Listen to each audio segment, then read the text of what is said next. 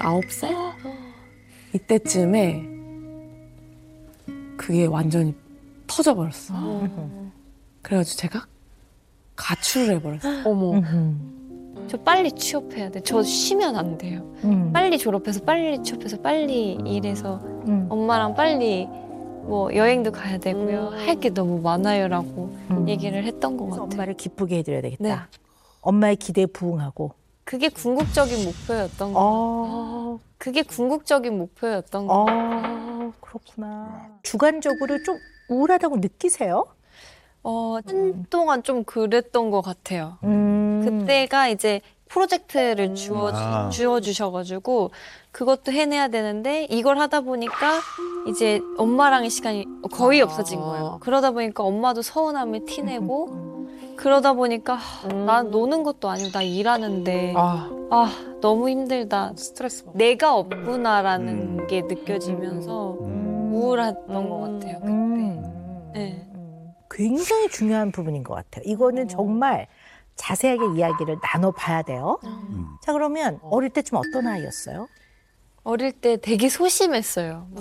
말도 제대로 못하고 막 그랬는데 붕어빵을 이제 하면서 제 얘기도 막 잘 하게 되고 이렇게 됐어가지고 근데 이제 붕어빵을 찍으면서 엄마도 그때 너무 바빴고 학교를 다닐 때 그래서 이제 혼자 모든 거를 학교 생활을 했어야 됐어요. 근데 보통은 이제 아기들이 어리면 엄마들이 학교에도 오고 싸우면 엄마들이 중재를 해주고 이런 일이 많은데 저는 제가 그거를 저의 의견을 피력해야 되고 이렇게 하다 보니까 그리고 또 제가 잘못한 게 생기면 저만 혼내는 게 아니라 엄마가 저래서 그렇지. 엄마까지 도매급으로 네. 가니까. 그러니까 저는 제 인생에 오점과 빈틈을 만들면 안 된다고 생각을 했어요. 그러니까 뭐 혼나는 일을 하면 안 됐고 일탈을 하면 안 됐고 이렇게 생각을 해가지고 계속 그냥 저를 좀 다그쳤던 것 같아요.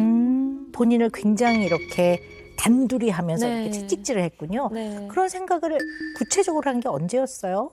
어떻게 보면 정주행 네. 해야 돼.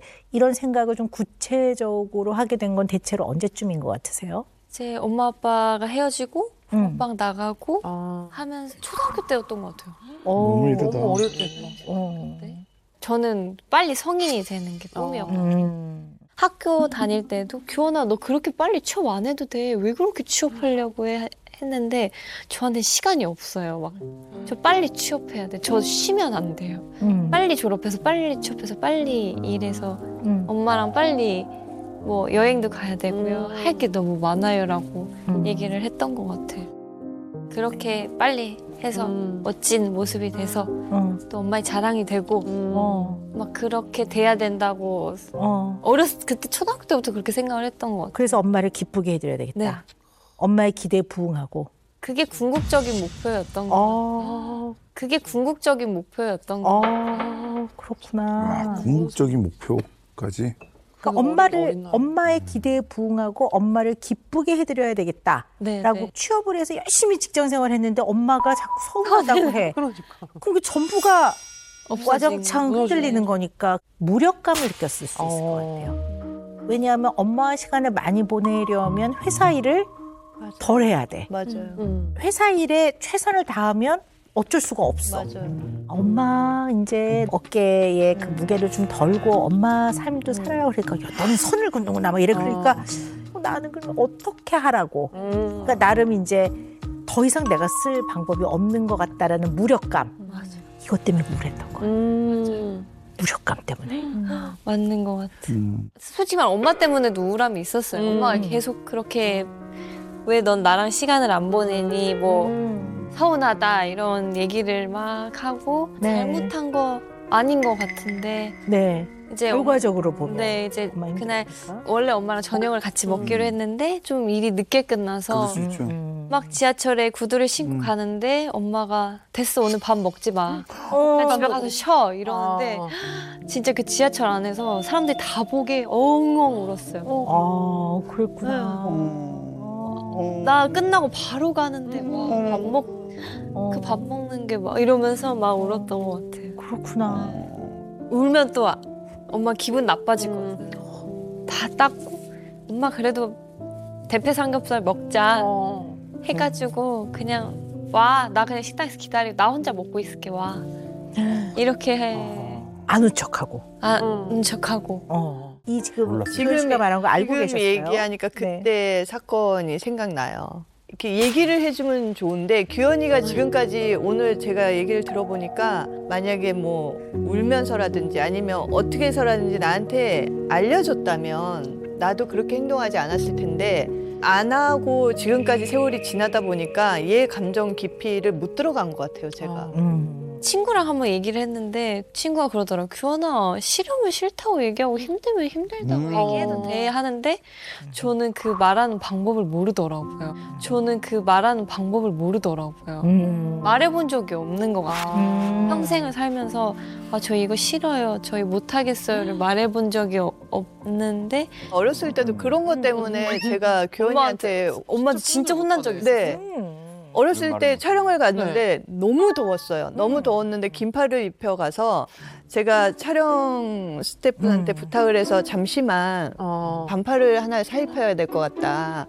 애가 여기 땀이 막 줄줄줄 흐르고 막 얼굴이 시뻘건데 그래서 양해를 구하고 이제 거기 샴푸를 가서 사기만 하면 되는데 갑자기 다들 스태프분들이 모이신 이 상황에서 괜찮다는 거예요. 자기 참겠다는 거예요. 땀이 이렇게 막. 네, 여기 막 다 머리가 다 젖었는데도 갑자기 이제 너무 화가 나는 거예요. 너는 왜 그러냐 도대체. 네가 덥다 해가지고 갔는데 근데 얘는 그 상황이 미안한 거예요. 자기 때문에 딜레이 되는. 네네네. 그래서 이게 커서도 계속 그런 일이 다반사니까 그런 부분 때문에 제가 많이 그 부분 때문에 혼내킬 때가 많아요. 속상하다 네. 그거는. 표현을 너무 안 하니까. 입장에서는 네. 어떻게 말을 해야 될지 모르겠어. 거절을 그런 해본 상황에. 적이 있구나. 거절을 못해. 어떠세요? 우리 윤지 씨는 어떠세요? 어느 순간부터 지금 아까 막 하다가 우리 윤지 씨가 조용해지셨어. 네. 남을 어떠세요?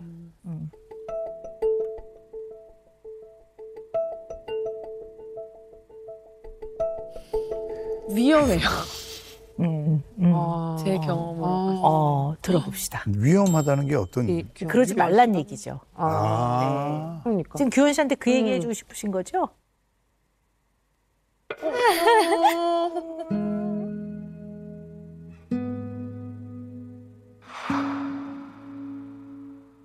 저는 좀 그렇게 느껴지는 거예요. 왜냐하면은 왜 어른들이 다 할 때 해야 되는데 이런 얘기들도 하시잖아요. 그게 저 같은 경우에는 좀 늦게 터져버린 것 같아요. 그게 꾹꾹꾹 하다가 29살 이때쯤에 그게 완전히 터져버렸어. 그래가지고 제가 가출을 해버렸어요. 어머. 누구보다도 저는 반타게 아무 그거 없이 그 제가 계획한 대로 제가 구상한 대로 맞아요. 가고 달리고 정주행 20살 저한테는 재수도 없고 제 플랜에는 없어요. 비슷하네. 네, 맞아요. 없고 바로 데뷔. 감사하게도 그게 그런 착착착착 네, 하고 바로 뭔가 어떤 역할을 계속 하려고 했던 것 같아요. 무슨 이 친구한테는 이런 역할의 친구, 이 친구한테는 이런 역할의 친구, 그다음에 엄마한테 이런 딸, 그다음에 오빠한테 이런 동생, 막 여러 가지 그래서 역할이 너무 많아가지고 제가 막 허덕허덕 하다가 그런 것 같아.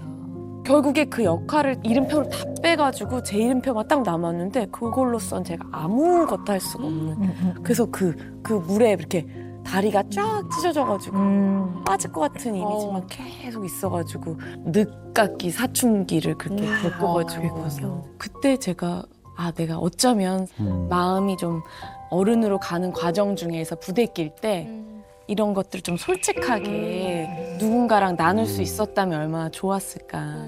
그게 근데 이제 엄마한테 부담을 안 드리고 싶고 이제 그런 여러 가지 상황들 그리고 또 하면 뭐 하겠나 이런 생각들 뭐 하겠나라는 생각을 때문에 그런 제가 엄마가 되면서 이 모든 쌓여있는 시간들이 갑자기 막 숨겨져 있던 게 막 이야기가 막 저한테 덮쳐오는 느낌인 거예요. 그래서 되게 많이 힘들었던 네네.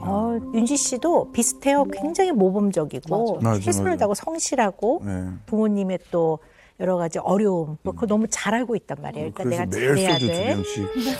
가만 안 있어. 조용히. 네, 내가 잘해야 돼. 그리고 부모님께 잘하는 걸 보여드리고 부모님이 기뻐하시는 걸 보고 그러면서 일종의 그게 삶을 또 지탱하는 에너지도 되는 거예요. 맞아요. 네, 그렇게 쭉 컸던 것 같아요. 엄마 말 그러면서 이제 어느 시점에서는 이제 이런 어려움이 좀 있었고 그걸 또 거치면서 또 좀 어른이 된 것 같아요.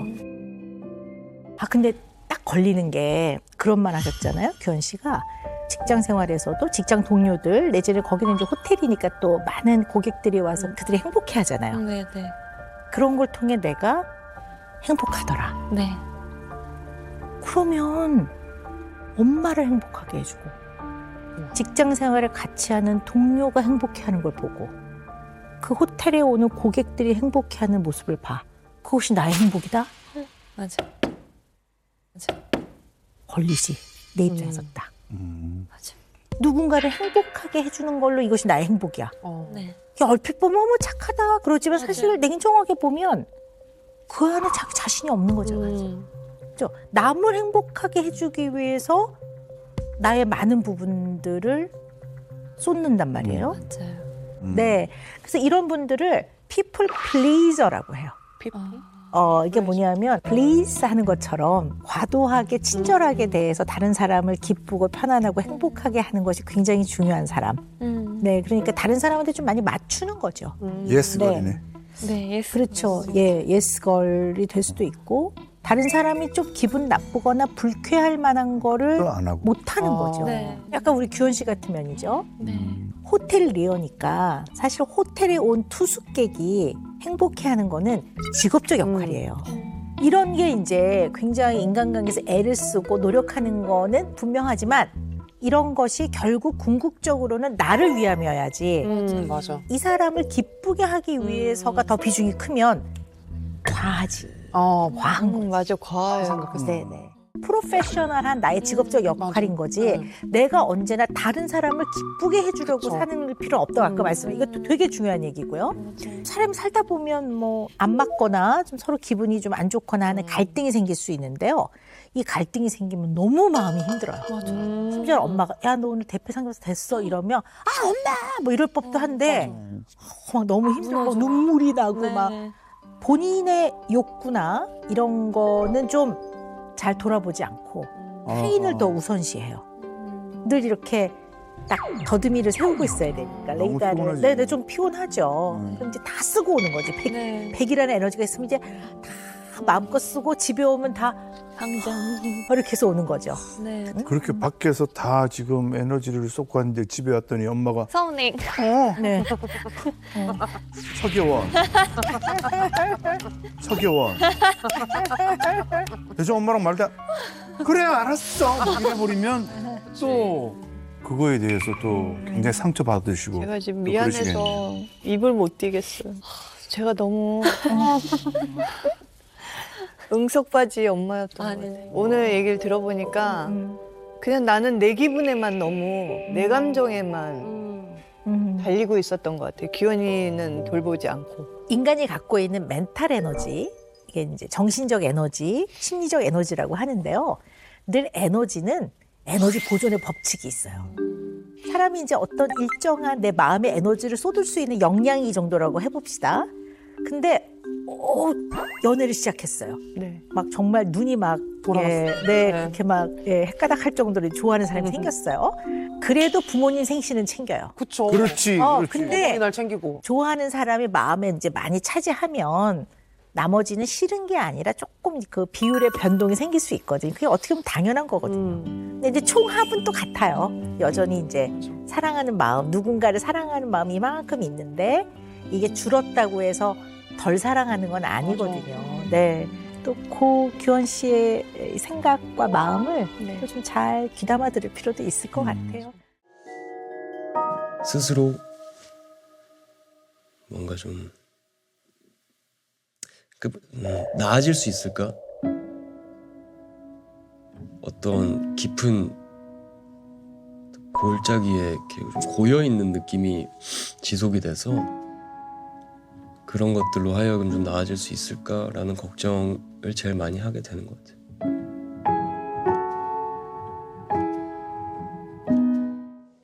뭐 얘기한 적은 없는데 17년도 말쯤부터 좀 죽을 것 같고 이제 숨 안 쉬어지고 공황 증상이 쓰러져서 막 거의 막 죽기 전까지 갖게 돼서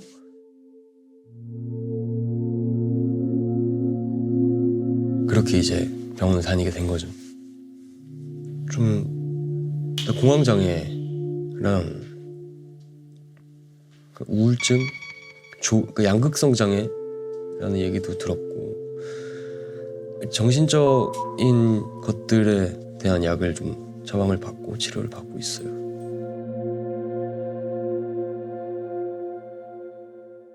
네, 그죠. 시기나 그때 뭐 하고 있었는지도 다 기억나요. 신서유기 강식당.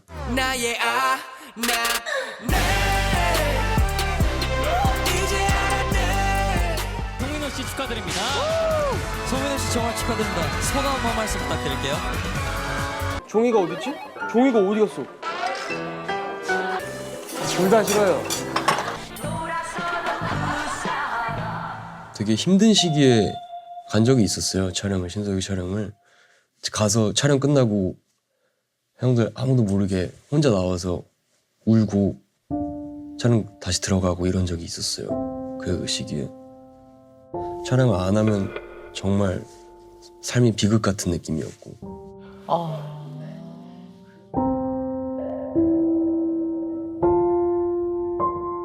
집에 혼자서 있게 되는 시간이 너무 힘든 것 같아요. 네. 뭐가 됐든 약해진 모습을 오픈을 안 하려고 하는 게 습관이 좀 됐어요. 그래서 그런 얘기를 굳이 안 해서 좀 적응이 안 되는 것 같은데 하고 싶지 않다는 아닌 것 같아요. 그러니까 할 용기가 없다가 맞는 것 같아요. 그러니까 하고 싶지 않다. 어떻게 보면 솔직하게 하고 싶은 것 같아요. 나 좀 알아달라 라는 느낌으로. 근데 아직 그렇게 얘기를 할 용기도 없고 자신도 없고 좋지 않은 환경인가.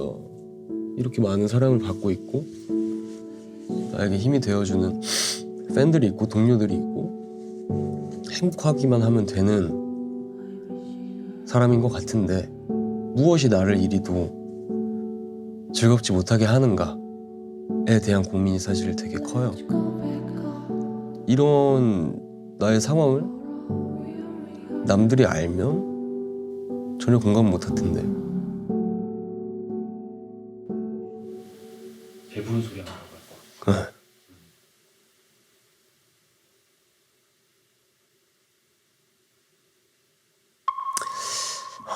그런 것 같네요.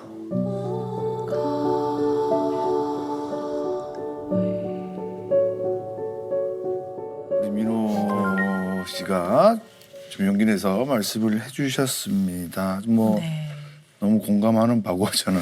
예. 우리 멤버들은 이렇게 민호 군이 좀 정말 이렇게 마음을 딱 잡고 얘기한 건 좀 처음 보셨을 것 같아요. 우리 극현실주의 우리 승우 군은 어떻게 보셨어요? 또 이렇게 화면에서 울면서 얘기하는 모습 보니까 좀 그런 거에 대해서 사실 살피지 못했던 게 있는 것 같아서 좀 약간 미안한 부분도 있고. 민호가 어떤 마음에서 또 힘들 때마다 얘기를 안 하는지도 알고 있어가지고 굳이 이제 뭐 물어보진 않지만 조금 뭐 공백의 시기가 있거나 이제 그럴 때 이제 어떤 마음인지 좀 이제 대충 이제 저도 스케줄표 보면 이제 이때쯤 얘가 좀 이럴 것 같구나라는 거를 좀 어렴풋이 알고 그냥 생각날 때마다 좀 전화하거나 하는 편입니다. 네. 뭐가 이렇게 이 송민호라는 사람을 이렇게 힘들게 하는 것일까? 이걸 이해하는 건 참 중요할 것 같아요. 그냥 생각을 그냥 해보면 팬도 있고 열광하는 동료도 있고 예술적으로나 음악적으로도 성공을 했어요. 인정도 받고 그리고 굉장히 재능이 많은 사람이고 그래서 어떻게 보면 보통 성공을 하면 즐겁고 행복하고 기쁜 일이 많아야 되는데 우리 민호 씨는 성공을 했더니 괴롭고 힘들어요. 왜 그럴까 하는 거예요. 오늘 이 시간에는 우리 민호 씨, 송민호라는 사람을 정말 잘 이해해봐야 될 것 같아요. 이 시간들이 그래야만 민호 씨에게 도움이 많이 될 거라고 봐요. 네. 왜 그럴까요? 어떤 좀 즐거움이 없는 것 같아요. 그러니까 저도 그게 몰랐거든요. 그러니까 알고 싶었거든요. 내가 왜 그러는지. 난 왜 평소에 즐겁지 않을까? 최근 들어서 요즘에.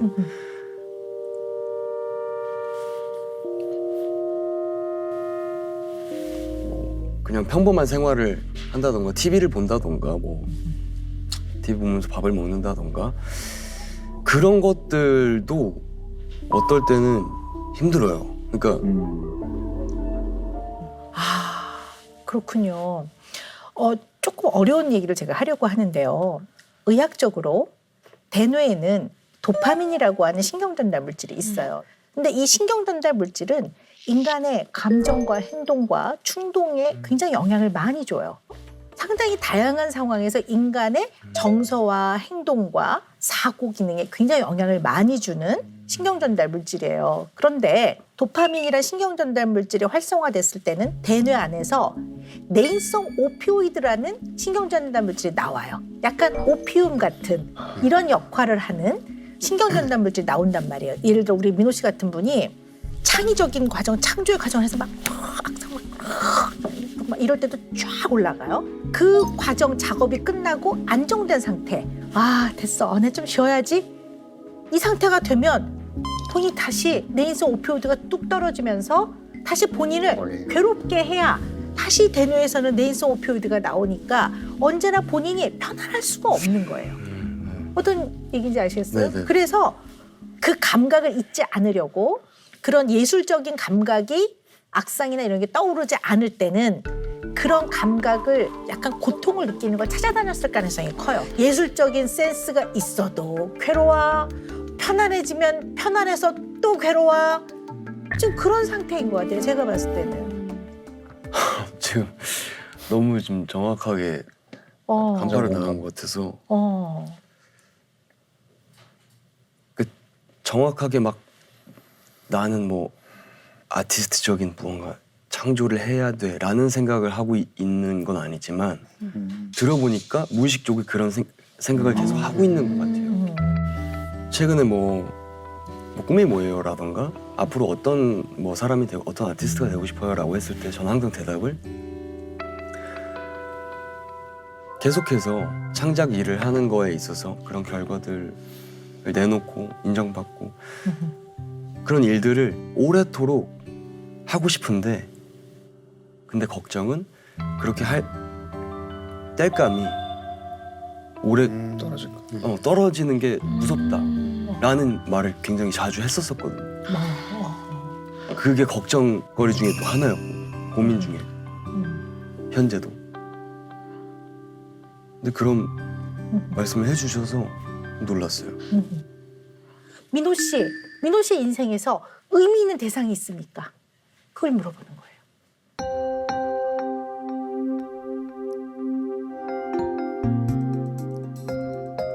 솔직하게 크게 떠오르지 않는 것 같아요.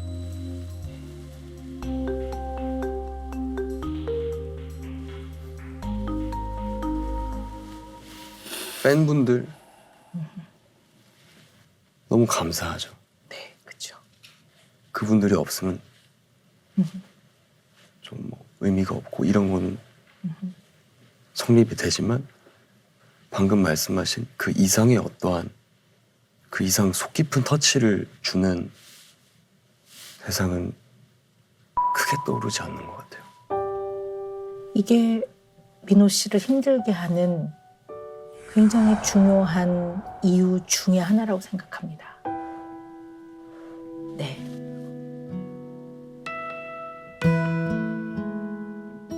이 의미 있는 대상이 단 한 명이라도 있어서 이 사람이 주는 어떠한 피드백 내지 이 사람이 주는 내 마음의 꽉 참 이게 굉장히 중요해요. 이게 만약에 민호 씨한테 빈약했다면 민호 씨가 성공하면 성공할수록 힘들었을 것 같아요.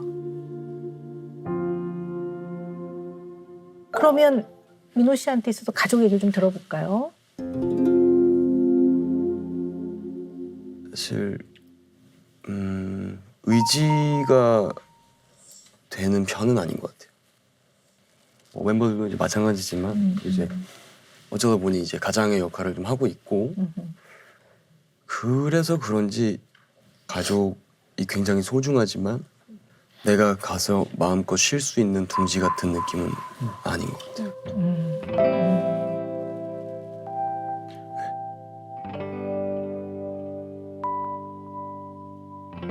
책임을 져야 되는 대상자들 네. 이렇게 좀 볼 수 있을까요? 네. 네. 인생의 행로에서 그 고통의 바다라 하지 않습니까? 네. 고해라 하잖아요. 이게 다 피할 수가 없습니다. 근데 그런 것들을 진솔하고 솔직하게 인간이 느끼고 표현하고 또 사랑하는 팬들하고 나누는 건 저는 참 좋은 모습이라 생각해요. 네. 근데 이제 그 MMPI 검사에서 보면요. 우리 민호 씨의 특징이 있으시더라고요. 근데 민호 씨는 이 4명 중에서 훨씬 더 두드러지게 아주 창조적이고 예술적인 활동이 본인한테 굉장히 중요한 네, 분이시더라고요. 맞아요. 근데 이런 거에 몰두하고 이런 걸로부터 뭔가 창조물이 나오는 데에 굉장히 기쁨과 의미를 두는 사람이고 그래서 뭔가 본인의 아주 독특한 예술적 세계 그리고 이것을 해나가는 과정에서 오는 그런 어떠한 감각의 기쁨들 이런 게 굉장히 중요한 사람이에요. 근데 우리가 아무리 아주 재능이 뛰어난 사람이라고 해서 1년 365일 24시간 내내 창의적이고 예술적이진 않거든요. 근데 이게 유난히 중요한 분이다 보니 민호 씨는 그러지 않은 시간을 굉장히 괴로워하는 것 같아요. 그러니까 뭔가 막 예술적 영감이 떠오르지 않을 때 사는 의미가 없는 것 같고 그러면서 또 두려워하는 것 같아요. 내가 계속 이러면 어떡하지? 좀 사실 쉬면 쉼을 통해 회복을 해서 그다음에 또 예술적인 힘이 생길 텐데 창의적인 힘이 계속 그 에너지가 솟구치지 않으면 사는 의미가 없다고 느끼는 면이 굉장히 강하더라고요. 그러니까 본인은 송민호는 창의적이고 예술적이어야 하는 거예요. 창조적이고. 그러니 왜 아무리 예술적인 송민호라도 일상에서는 송민호이잖아요. 그냥 밥도 먹고 잠도 자고 피곤할 땐 누워있기도 하고 그런 일상에서의 생활인으로서의 송민호는 기쁨을 못 주는 거예요. 그러니 평범해질까 봐 무척 두려울 것 같아요. 무지하게. 평범해지면 어떡하지? 나한테 이런 창조적이고 예술적인 이런 느낌, 이런 경험, 이런 감각적 센스 이런 게 없으면 나는 어떡하지? 이런 생각을 너무 많이 할 것 같아요. 저는 사실 그런 게 좀 걱정되기도 하거든요. 그 정도로 그게 굉장히 네. 높군요 지금. 한국이 1년 365일 아니 만고흐라고 해서 365일 그림을 그렸겠습니까? 저는 그렇게 생각하거든요. 근데 아무리 좋은 거라도 너무 많은 정보가 왔다 갔다 하면 뇌에 좀 해로워요. 그래서 그냥 조금 쉬고 휴식하고 수면하는 게 되게 중요하거든요. 이런 아주 이 예술적인 감각이 없는 시간은 쉬어야 되는 시간이에요. 그거는 네, 제가 노력을 해봐야겠네요.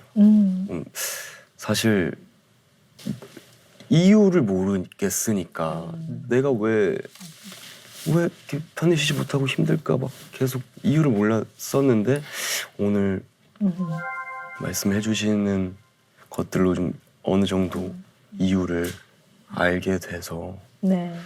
네. 약간 비중을 두는 우선순서는 있어야 될 것 같아요. 길게 오래 하셔야 되니까 반드시 중간중간에 쉼과 네. 휴식이 필요하다는 거. 네. 그러니까 쉼과 휴식이 노는 시간이 아니라 반드시 그 다음에 창조적인 활동을 해나가는데 필요한 원동력이 되는 시간이라는 거를 꼭 잊지 않으셔야 될 것 같아요. 명심하겠습니다. 네.